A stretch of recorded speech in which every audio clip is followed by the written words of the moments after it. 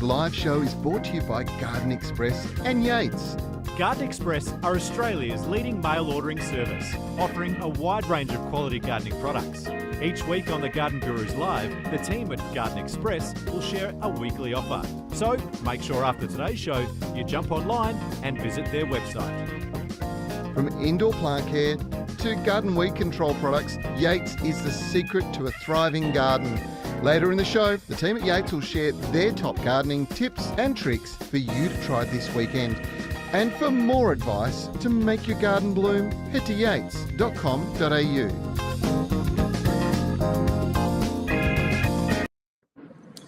Well, hello. Welcome to the Garden Gurus Live. I'm Trevor Cochrane.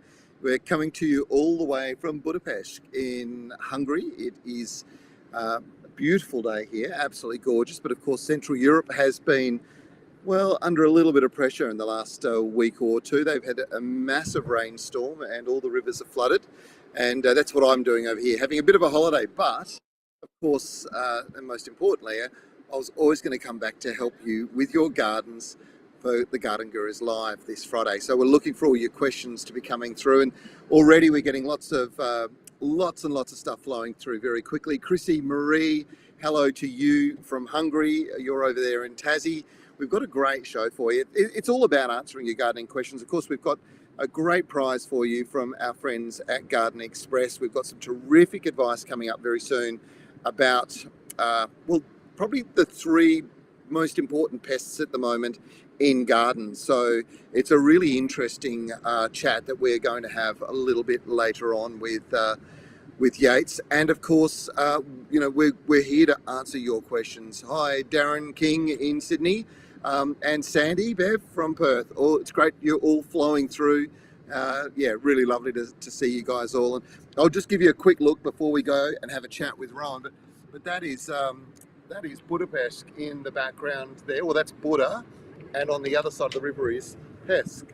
So hence the name when they put a bridge and pulled them together, Budapest. So there you go. There's your little bit of travel inspiration from me. Now let's move forward. Let's go straight to Rowan from Garden Express. It is absolutely a pleasure always to catch up with Rowan, but you are over. It's kind of crazy, mate. You know, I'm kind of on the other side of the world. Here you are, you're in Melbourne. The weather's beautiful here, but what's going on there? It's a bit cold here today. Just before we came on, there was a downpour of rain. It's lucky it wasn't doing it now because we wouldn't be able to hear each other talk.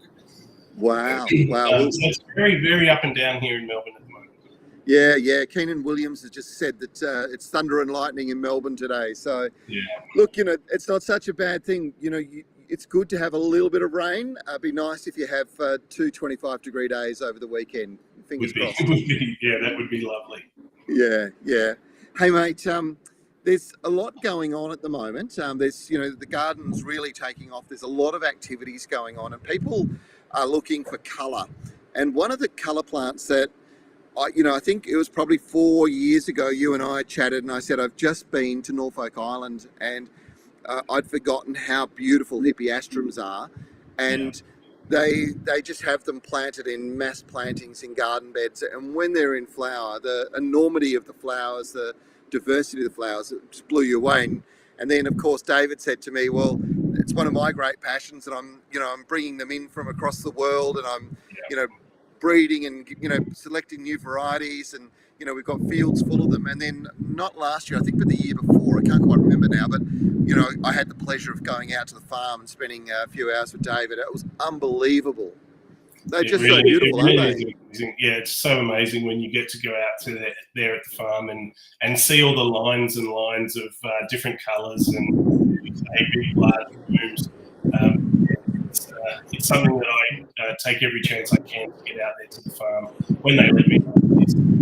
Yeah, I was going to say when David lets you, because he's out there all the time these days. No wonder. They really are fantastic plants, and I think I mentioned garden beds, but they're probably at their very best when they're in pots and bowls. That's when you really see them stand out. And of course, you can bring them inside. You can put the bulbs into a glass jar, and they'll still flower for you indoors. They are just so diverse. Yeah, and the thing that I didn't know, I think I'm traditional probably in my thought processes when it comes to sort of hippeastrums is this. I've always seen them as the single flowers, the reds, the pinks, the whites, but I'd not really seen them as doubles. And then I saw this new collection and was just blown away. They're stunning as doubles. We've got 2 double collections at the moment. Hopefully some doubles come up in the vision. I'm not too sure if they will or not, but we've got 2 double collections online for viewers at the moment. 4 bulbs in each. One of them, both of them, sorry, are 40% off at the moment. So you're getting 4 of the best and biggest hippeastrum bulbs that we have. For $74, usually sort of $125 or thereabouts. But some really, really beautiful double ones. Yeah. One of my favourites, and it's one that we've sort of got this year. When I say we've got them this year, this is the first year that they've been out of the ground from our quarantine fields. Yep. It's called a Quiro, and it's an absolute stunner. I'll have to, once we finish talking, I'll put a picture of it up for viewers so that they can have a look at it. But it's an absolute stunner. It's a double white, but it's got some I don't even know how to explain it, but a dark pink brush strokes coming out of the petals, and it's just divine. Right. Wow. The thing that blew me away was that, I suppose, the diversity of the flowers. I don't think I've ever seen so many different colours as what you guys are doing there. And David's obviously leading the way when it comes to importing these in. And then obviously, that's a story within itself. Just that process of being able to buy them from overseas, bring them in, settle them down, obviously put them through a quarantine period of time, and then eventually bring them to market. And this can take years, can't it? It can do. And often we get, small amounts of something that's a bit special. And it can take us 5, 6, sometimes 10 or more years to get that to a quantity of bulbs that we're prepared to go to market with so that people don't miss out. Yeah. There's a few questions coming through from Keenan Williams brought up about how great Garden Express is. And it's because, getting the regular updated emails of what's in stock, what's come in. Because, sometimes there's thousands and sometimes there's 10, plants, but you'll put them out there so everybody has a fair go at grabbing something that's quite unique or different to go into the garden. As best we can. I mean, we try to get, enough stock because we do deliver around the country. Chrissy, yes, we do deliver to Tassie. So, there is a quarantine process on some things into, say, Tassie and WA, but we have all the certifications so we can deliver it all around the world. It might just need to go through a quarantine process when it arrives in the States. But yeah, so where we can, we get as much as possible of what we can so that people don't miss out. But occasionally, like you say, we get 10 or 20 plants or 10 or 20 bulbs. And it's a limited release, so you really have to, if you can, keep up with those emails that we do send out, because otherwise, the chances are you'll miss out. Yeah, it's one of those. It's that constant reminding. I think that's what he's saying. Chrissy Marie brought up about deliveries to Tassie and quarantine. Every state does have different quarantine rules and laws, so. It's a good question, Chrissy, but good news that you do deliver. Sandy Jewell brought up something, and I don't know if you can make a suggestion, Rowan, but hippeastrums stopped flowering about 4 years ago, shifted them to a tub, but it hasn't done any good. What do you reckon? Maybe give it a feed in the off period. So when all the foliage is down, has died down, and you've had foliage in this case. Only give it a feed at that point, because a bulb needs time to regenerate. If your bulb doesn't get the nutrients that it can to regenerate, it's not going to throw another flower spike, and you're likely to just get foliage. So you need to feed it up in that time when it's regenerating from the season before. Also, you can possibly dig it up and give it a rest outside during the winter period. Plant it again around now. And hopefully you'll be getting flowers come Christmas.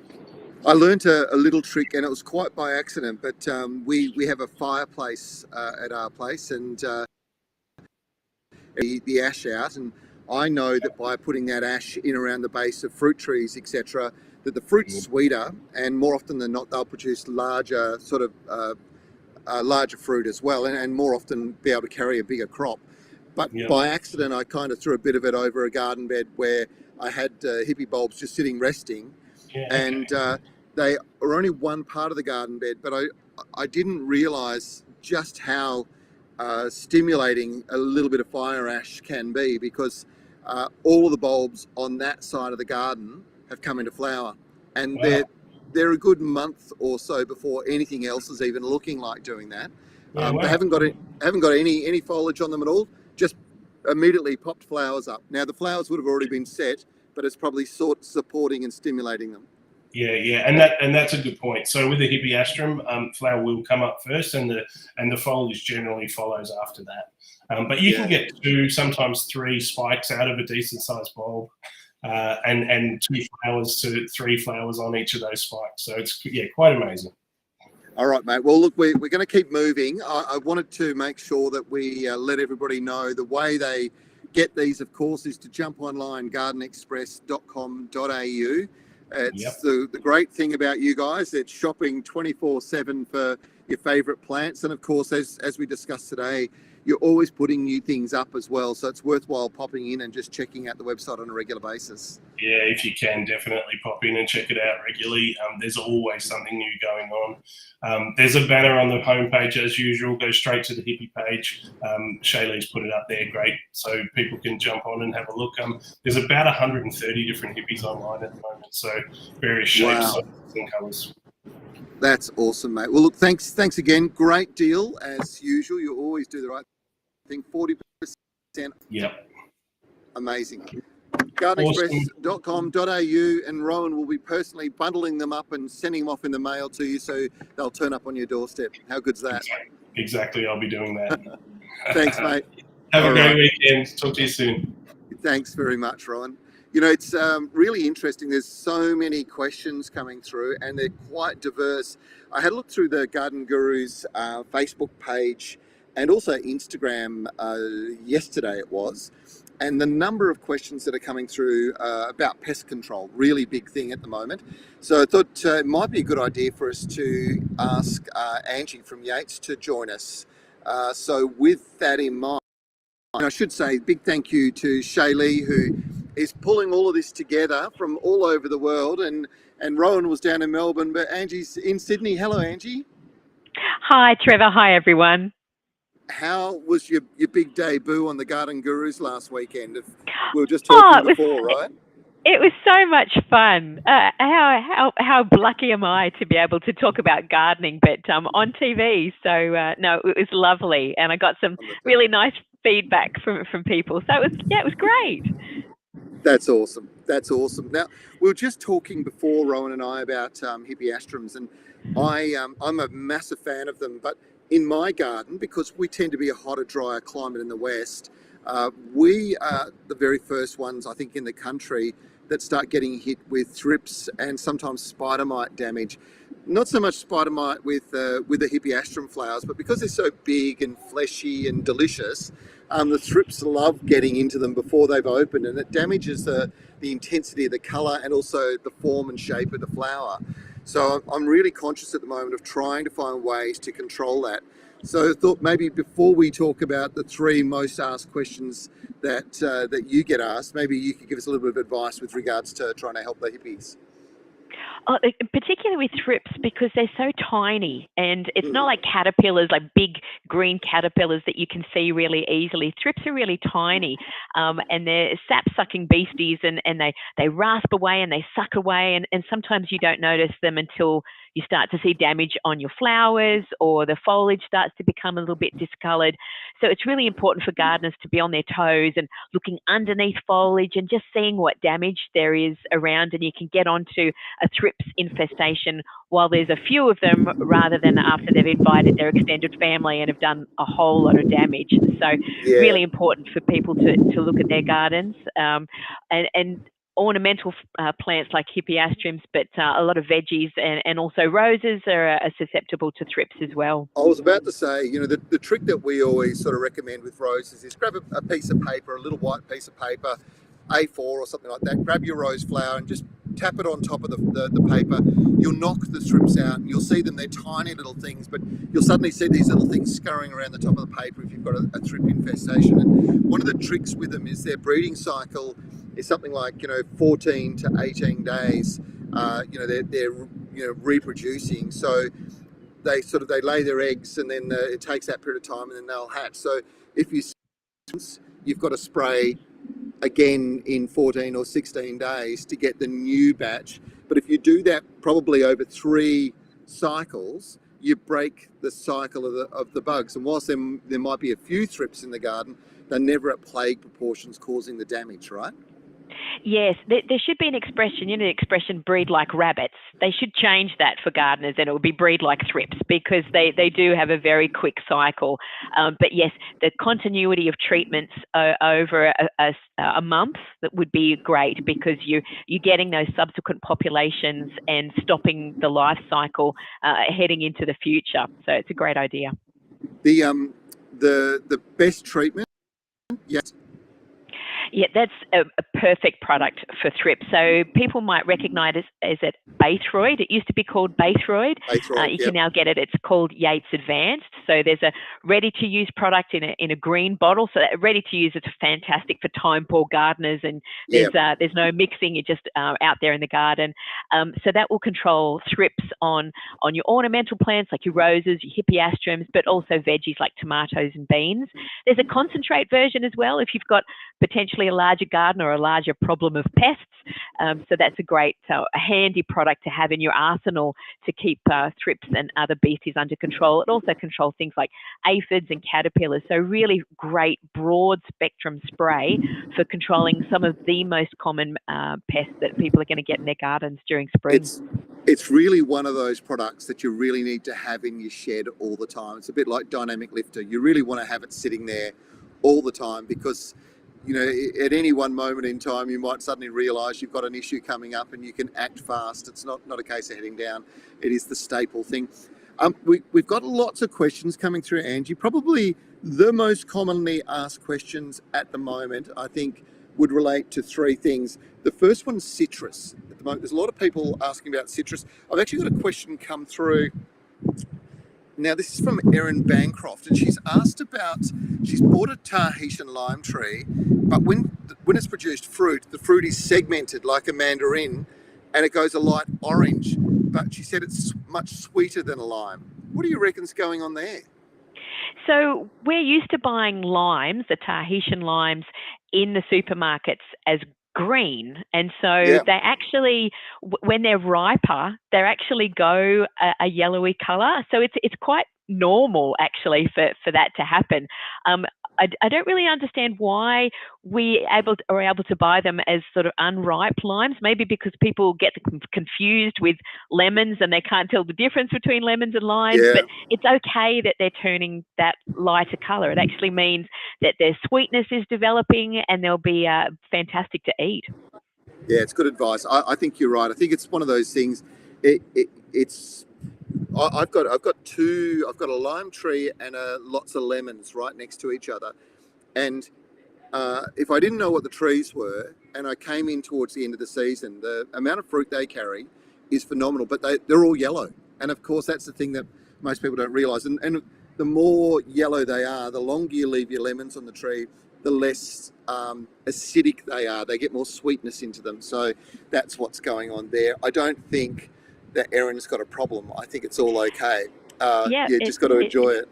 That's right. Looks forward to all those beautiful lime-inspired desserts and drinks and cocktails and whatever is going on. I think we should go and visit just to make sure that all those recipes for those limes are okay. Yeah, I think I might have a bottle of gin to take with us as well. It makes me laugh because the Lord Mayor of Perth a couple of years ago actually brought it up with me. He said that he got a faulty Tahitian lime tree. All the green limes turned yellow. I had to say to him, actually, that's how it works, mate. And this is the thing, is that people don't know sometimes where their food comes from until they're growing it, and then you learn about the intricacies of what goes on. So That quite that fascinating. that's right. Now, the other thing, of course, is with moisture levels still very good around gardens and the weather warming, there's a real surge in populations of snails and slugs, and it's another question we're getting asked about, isn't it? Yeah, and they seem to come out of the woodwork. They can smell a new seedling from 50 paces, and Oh so yeah, you've been to the store, the nursery over the weekend, and you've gone to the trouble of putting all these delicious leafy seedlings in, and snails and slugs can decimate them overnight, yes, particularly if there is a little bit of moisture. And the other thing, because we're watering our new seedlings in to make sure that they settle into their new home, we're providing the ideal breeding ground and a playground for snails and slugs. Trevor's gone off somewhere. Come back, Trevor.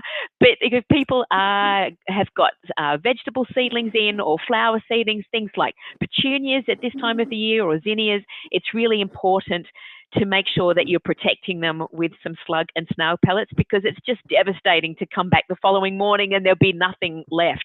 Snails yeah, and slugs are absolutely voracious. One of the things that I find that when we talk to people about snail and slug pellets, they go, "Oh no, I don't want to use them." But snail and slug pellets have actually moved on a lot from the old days of metaldehyde or methiacarb pellets, and now you can get yep, iron-based pellets.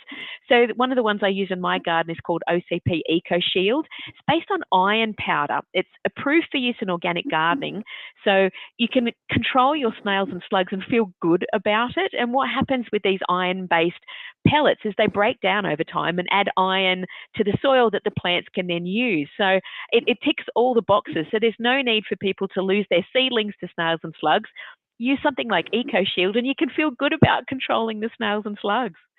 yeah, yeah. No, I think that's great advice, because I think it is, particularly metaldehyde was just such a strong chemical, and of course, we all worry about pets consuming them as well as wildlife. So it's getting better. We're getting better at what we're doing all the time when it comes to controlling pests and having a minimal effect on the environment around us.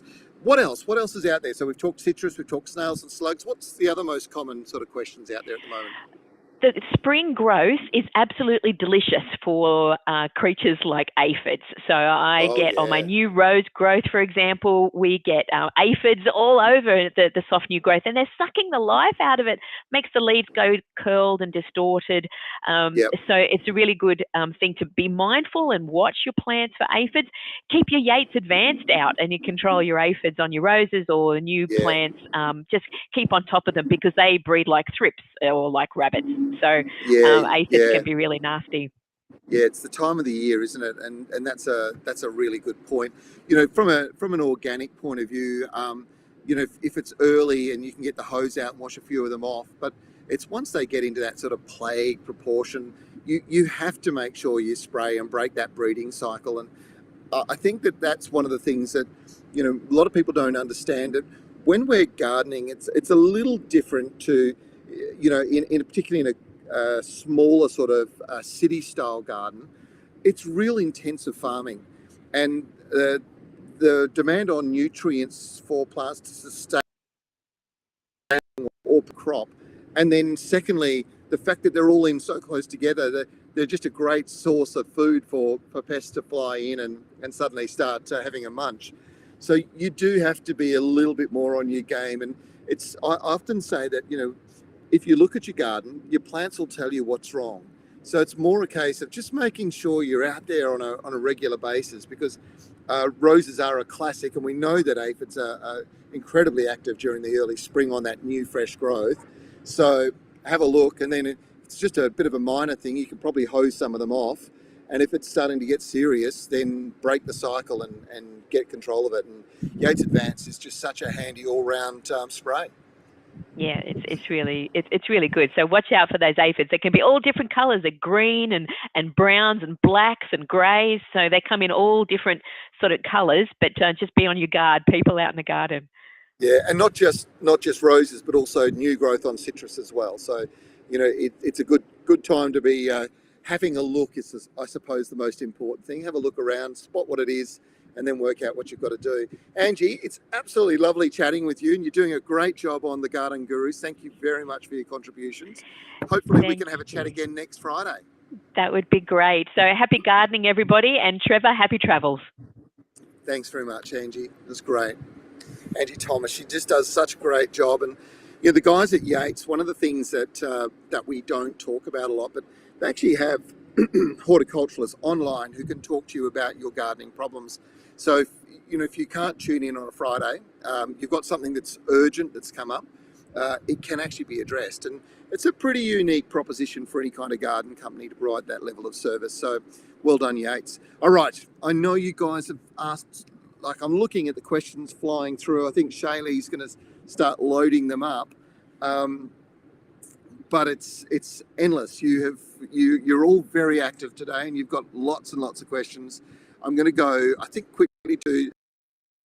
I'm in Vic. I've got an avocado. It's in a pot with brown spots on the leaves. What could it be, and how do I treat it? That is a classic case of anthracnose. It's a very common bacterial disease of avocados and also mangoes. And one of the things that you can do, and bacterial diseases are treated a little bit differently to, say, fungal diseases, but you can get this it's effectively a fungal copper spray called Coside.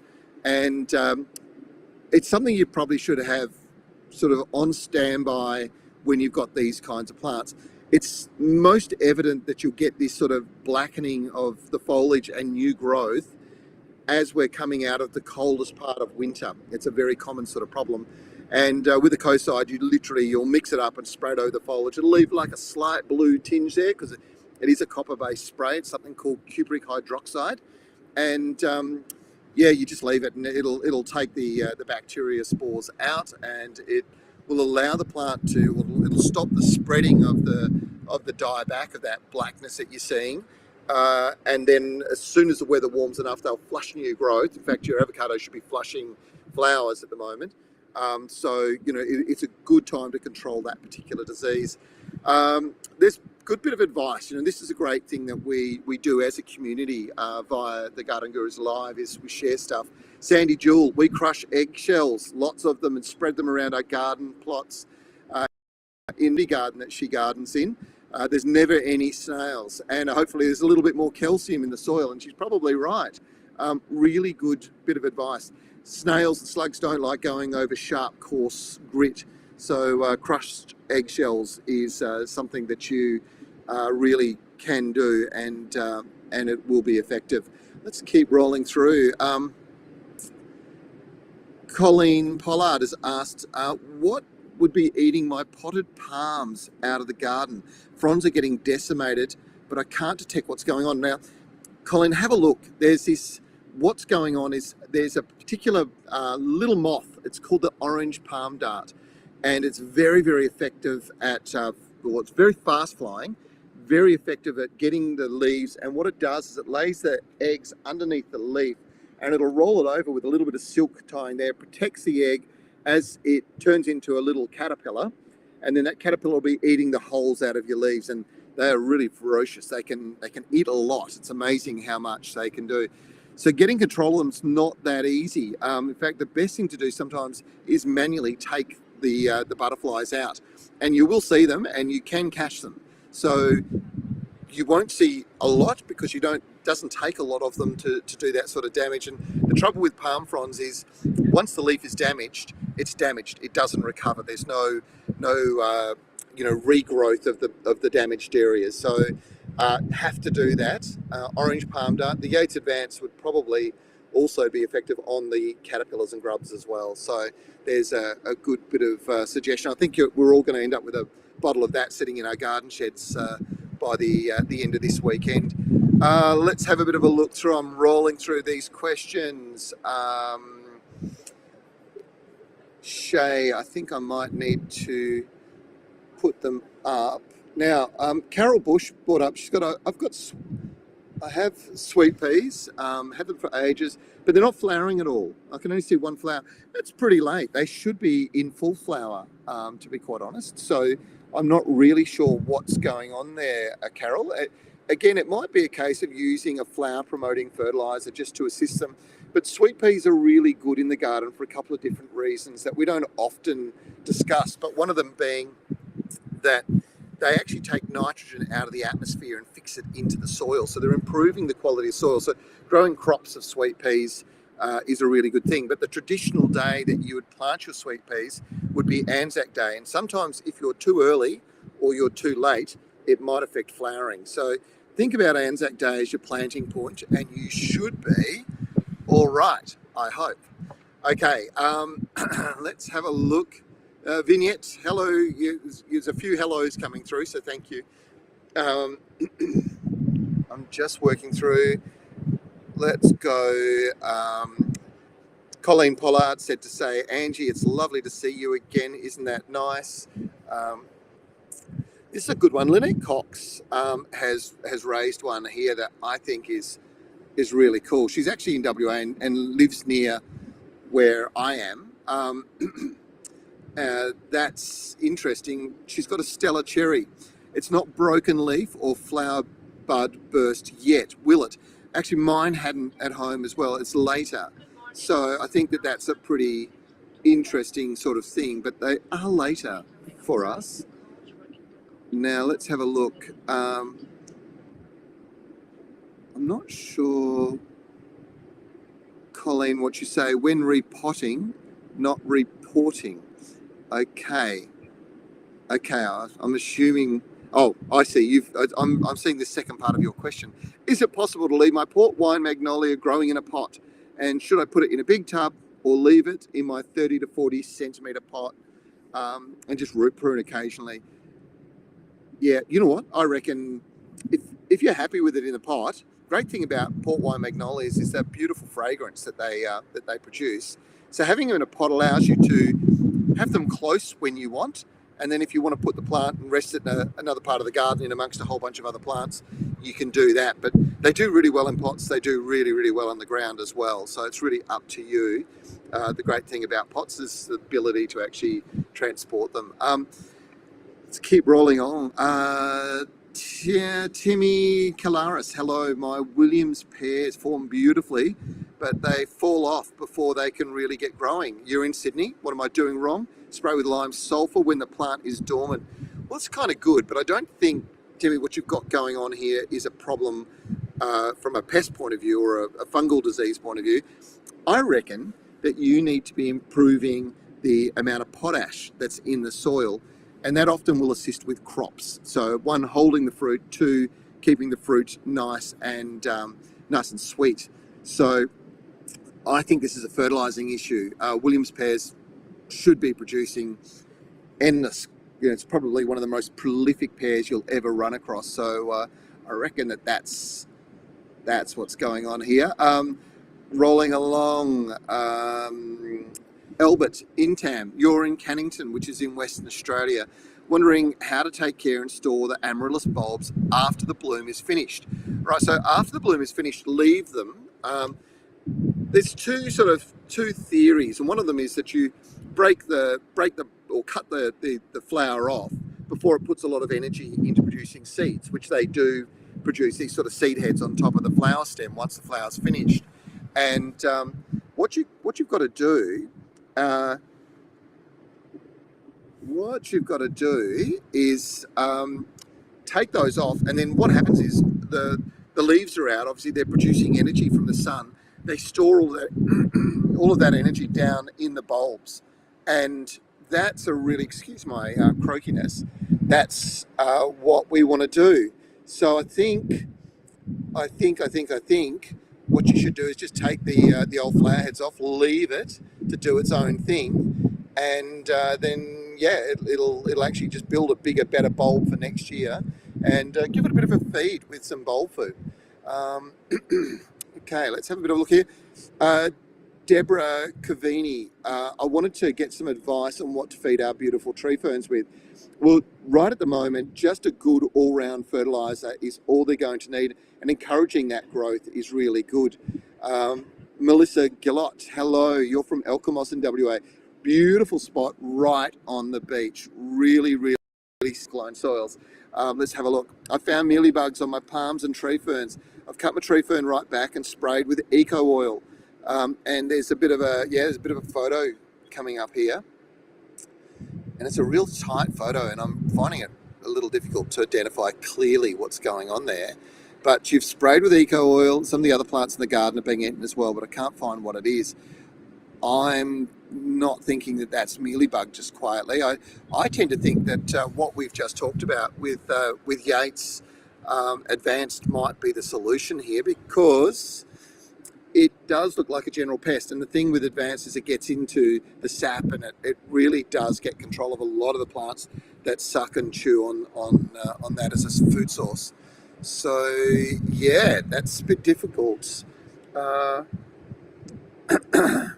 Mealybugs will be taken out by Yates Advanced too, by the way. So this is probably the best solution, is the general treatment, I think. I am getting croaky at the moment. I do apologise. Darren King. Darren King. Hello, my peace lily is looking very droopy. Don't know what to do. Give it a cup of water twice a week. I was doing really well for about 2 weeks. Now it's sort of dropped and droopy. Yes, I reckon, and Shay, to answer your question, is I can see it, and I am scrolling through the questions. So the thing with the peace lily is it's a bit of a balance between too much water and not enough. It's probably one of those plants that's quite happy with a little less water. It doesn't need huge amounts. I'm just conscious that I'm probably becoming very glowy at the moment, because the sun is slowly rising above and throwing light down on me. I would suggest, I'd suggest that probably you look at a little bit of feeding going on at the moment. Kerry Sheedy's got a good question. I grow lovely, healthy succulents in terracotta pots in full sun on your windowsill. Is there a specific potting mix I should use for succulents? Absolutely, Kerry. So the thing with that is that they really require free draining soil, so quite a gritty, gravelly kind of soil, and that's a specialised potting mix. And you will find those specialty potting mixes in your local garden centre, whether it be a Bunnings or whether it be another. So I would suggest that's probably the best solution. I did answer Deb Mel's comment about avocados with the copper spray. That's obviously one thing that I think you really need to have regular on hand. One of the pest problems that's sort of popped up in my garden, and certainly getting questions asked about it all the time, is with grapes at the moment. And they're starting to see new growth emerging, and already some pest problems, particularly fungal disease problems. So the lime sulfur spray, if your temperatures are still under 25 degrees, you can give them a hit. It will take out the pest. It might cause a little bit of burning of new foliage, but if you don't do it, it'll affect your crops and the health of the plant for the rest of the growing season. So there's a few things there that you need to, I suppose, just be conscious of as you're going along. All right, how are we looking here? Shay, I was wondering if we could run that clip for people with regards to posting photos, so we can have a look at your photos and work out with your garden what the problem is. It might be a good thing to do. You might need to let me know if you think gardening question you'd like us to answer, and you need to send us a photo. We'll simply head to our Facebook page and click on message. Type out your question and click the camera icon to take a photo in the app.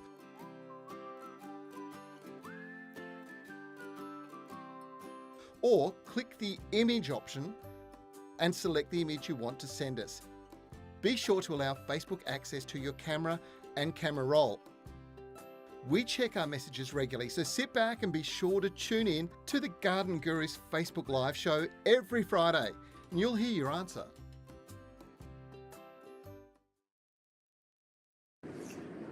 It's really handy to send those photos, and it really helps a lot sometimes when I'm trying to identify something that you're asking about. Nicole Enders, thanks very much for your kind comments, that you're loving the advice and information. You do have a good question, and it's something that affects everybody, but your daffodils and your jonquils and probably your tulips have just about finished now. And a lot of people say, well, what do I do with them at that point? Well, of course, they've got all this foliage out, and that foliage is going to be taking energy from the sun, storing that down in the bulb. And again, very much like the hippeastrum bulb discussion before, you can just take the flower head off so that it doesn't put a lot of energy into seed production. That'll just push all the energy from the leaves back into the bulbs. It's a really good way to do it, and build up big bulbs for next season. Fiona Hadley, hello. Thanks very much for joining us. Always good to have you with us. Sandy Jewell added a photo of my jade vine to the main page, so somebody should be able to find it. Actually, the jade vine photo was beautiful, Sandy. Thank you for doing that. Absolutely gorgeous. Dawny Todd, hello. Any ideas which supplier can help with plants for the new 1 kilo fruit avocado jala? Now, look, we actually talked about that very briefly last week. Fleming's Nursery, one of Australia's leading tree growers, full stop, particularly fruit trees, they're growing it up in Queensland, and it's very likely, I expect, to be available in garden centres in the not too far distant future. But we might reach out to Fleming's and just ask them if they want to have a quick chat and talk about this, because jala it's kind of almost like a football. It's crazy big fruit. So really good question. Lynn Winstanley, hello. Is it a good time to feed my gardenias now, please? Actually, Lynn, really good time to feed your gardenias now. They don't like the cold of winter, and so you'll see yellowing in the foliage and so on. So a good all-purpose fertilizer with lots of minerals in that fertilizer will do them the world of good at the moment, and encourage dark green leaves and great flowering in about a month's time. It's when the buds start forming, and they should be flowering as you go into Christmas time. Albert Intan, following up on the question, I've actually cut the flower stems of the amaryllis and hippies, fed them, left them over winter in a pot, which is great. Weather is warming now, but the leaves haven't died down. I reckon the fertilizer you've used, mate, is very high in nitrogen. So that's one thing. If you do that, you'll find that it stimulates continuous growth, and sometimes the flowers don't fall off. You want a fertilizer that's high in potash, so potassium ideally, and phosphorus, the combination of those two. So have a look at that. Often for bulbs, there's a fertilizer called potato E manure, or potato D, I think it's sold in Queensland.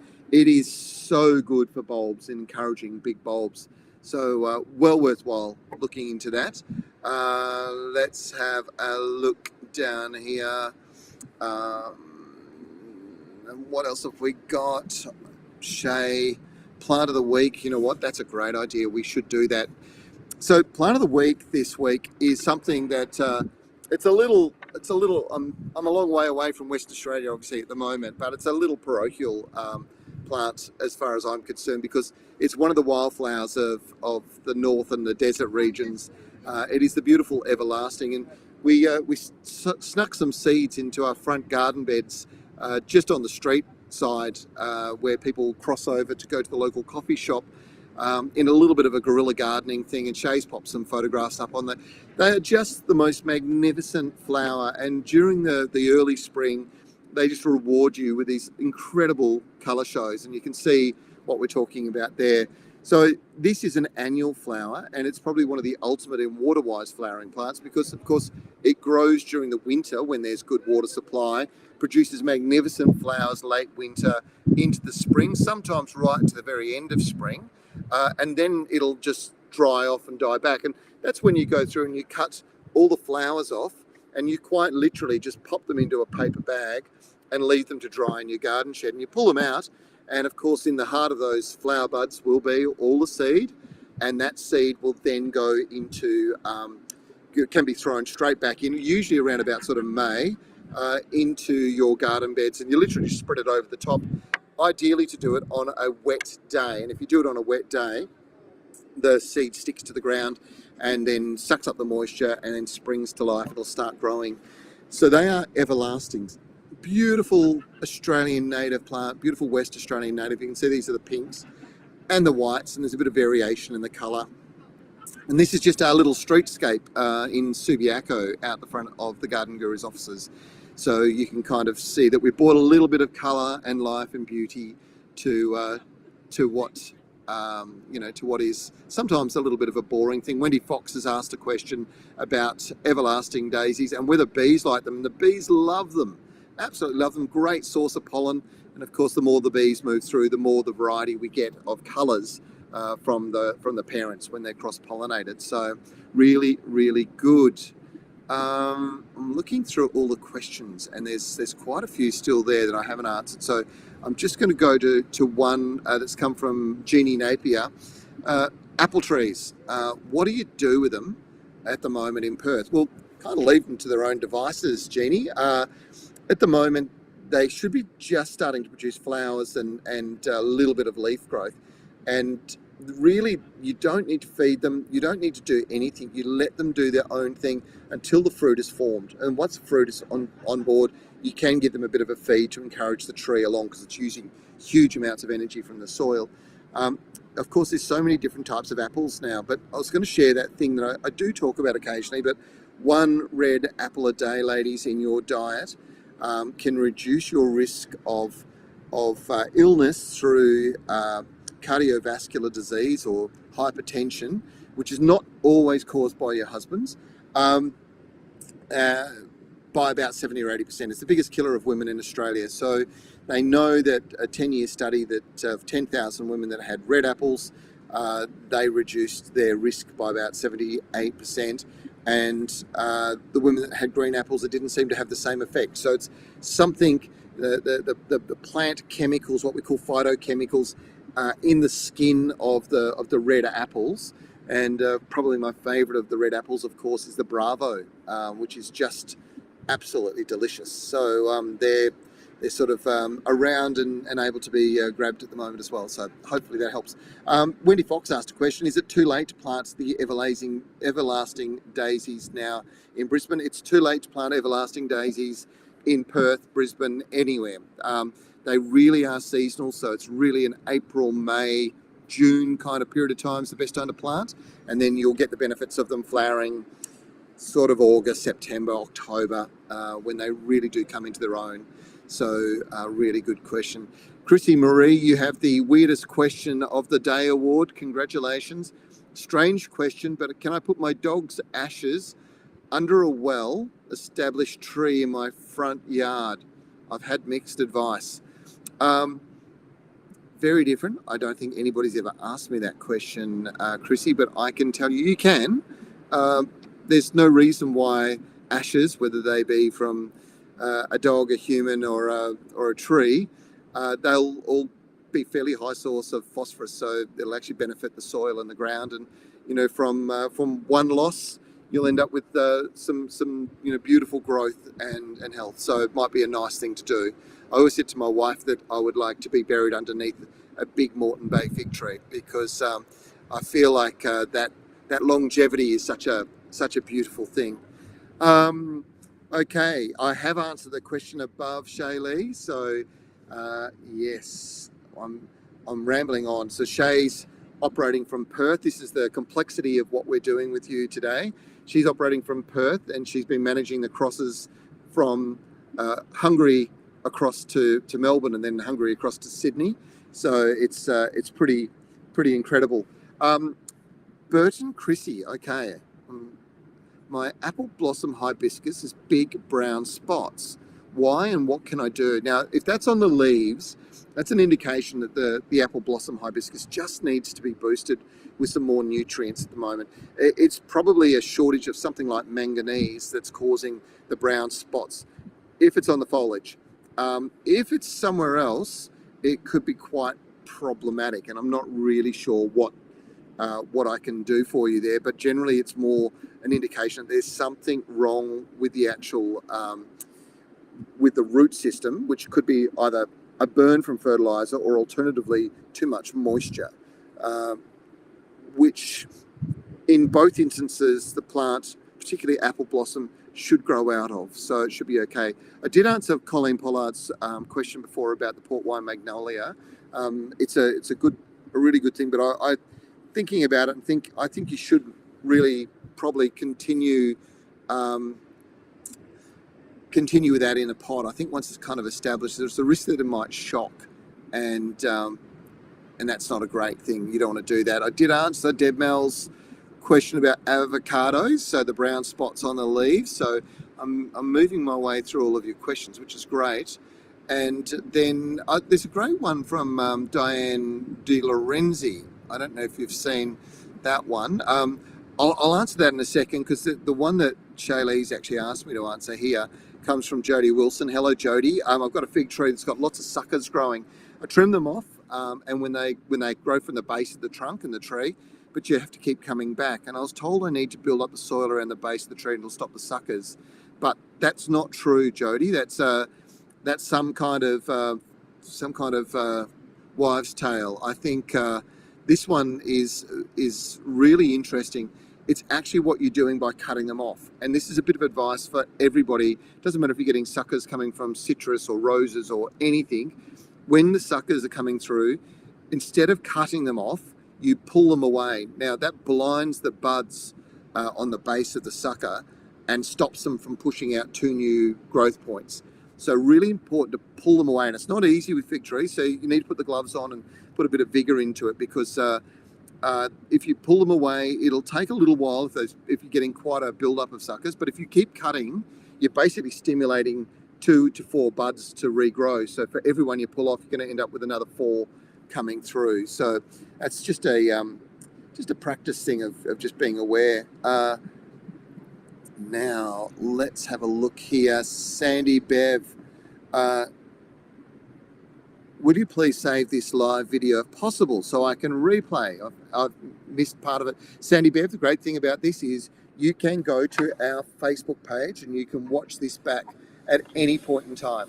So people do that. In fact, every week when we have a look at the numbers, there's about 6,000 people watch the show live, and there's about 14,000 people that will watch it at their convenience later on, or maybe you're going back to have a second look. But that's the great thing about doing this format of show.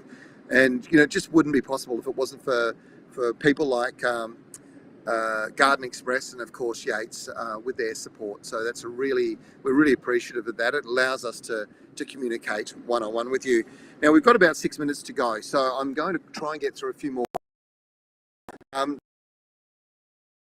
Diane, question in Queensland, she's got a Maya lemon, favourite lemons. It's got fruits on and lots of new flowers. I'm finding a lot of the fruit is going very hard. Why is this happening? Also, is it okay to leave my Washington navel oranges on the tree until they fall off? And the answer with the oranges is absolutely yes. The fruit going hard is a really good one with your lemons. You need to get some more calcium into the soil. In fact, it won't hurt anybody at the moment to be putting calcium in the form of either garden lime if you've got an acidic soil, or gypsum if you've got yourself an alkaline soil.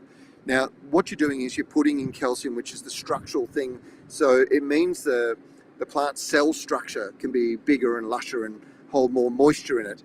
And that's what's lacking in your citrus when they get really hard and woody. They just need a good liming, which is a real old-fashioned sort of gardening thing, and we don't talk about it very often, but a really important thing to do. So yeah, let those navel oranges fall off, and they'll be the sweetest that they can possibly be. And it'll if you've got a problem like that hardening of fruit with lemons, you're going to have that problem with a lot of your plants in the garden. So giving your garden a few kilos of lime this time of the year is not a bad idea. It's probably my suggestion of the day, I reckon. So that might be our question of the day. So congratulations. Okay, WhatsApp. I'm not sure who you are, WhatsApp, but that's a great name. Pomegranates on the Atherton tablelands. Okay, beautiful part of the world. Plant grows well, but once the fruit is forming, it gets a black mark and the fruit isn't able to be picked. It goes rotten. Okay, now that could be a couple of things. One is it could be fruit fly getting in, which is pretty common. So if you've got Queensland fruit fly active there, then it's more likely that that's what's going on. Calcium is a big thing with pomegranates as well, and sometimes you can get like a blossom end rot kind of problem with them. So that could be, again, a sort of similar sort of sign. So my suggestion is probably that you look at some fruit fly control techniques, and baits and traps are the best way to go there. And wouldn't hurt again, as I've just recommended, to put a bit of calcium around them. Jessica Tibbetts, hello Jessica, you're in the Adelaide foothills, beautiful part of the world to the northeast. Want to plant 2 silver birches in a north-facing garden. Would you recommend as some evergreen small trees or bushes?